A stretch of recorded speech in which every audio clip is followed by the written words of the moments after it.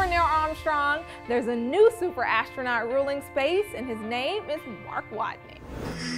I gotta figure out a way to grow 3 years worth of food here on a planet where nothing grows.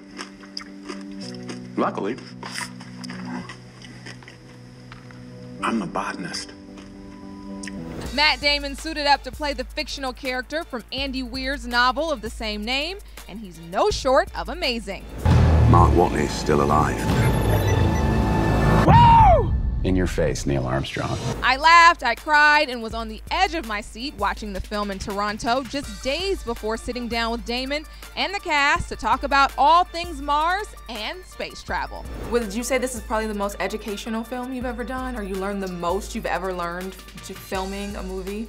Well, I mean, it is definitely a celebration of these people who do this work and these people who are really smart and, you know, smarter than I am, you know, and thank God that we have them because, right. You know, they're pushing us in all these new directions and that's really necessary. So yeah, I mean, I think it's a very uplifting and hopeful movie. So in the film, directed by Ridley Scott, Watney is left alone on Mars after an unexpected storm hits and his crew thinks he's dead. Meanwhile, back on Earth, everyone at NASA is trying to bring him home. All the while, this dude is back on Mars making his own water and potatoes. He's super awesome. Are you pretty good now, though? Like, you growing your own potatoes?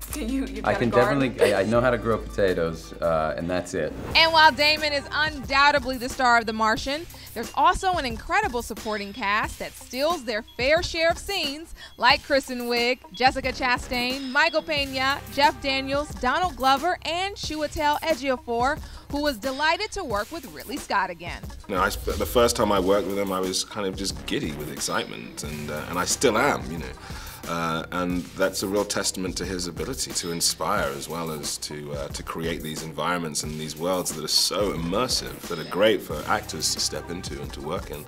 And these movies and these ideas, you know, this film is kind of half science fiction but half science fact, and they're merged so seamlessly that it's sort of, you know, you're kind of into the sort of mind of it.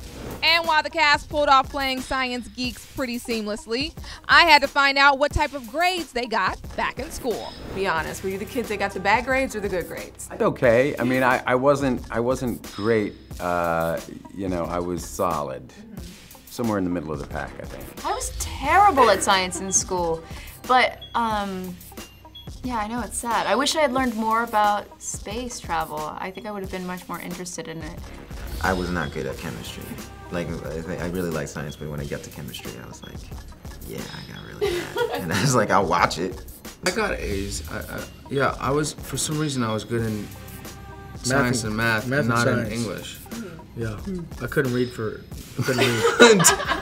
Still can't read. Michael Pena is so funny. Okay, so The Martian hits theaters October 2nd. As you can see, I really enjoyed this movie. I think it's gonna get nominated for an Oscar, but you go see it. Let me know what you think in the comments below. For HipHollywood.com, I'm Jasmine Simpkins.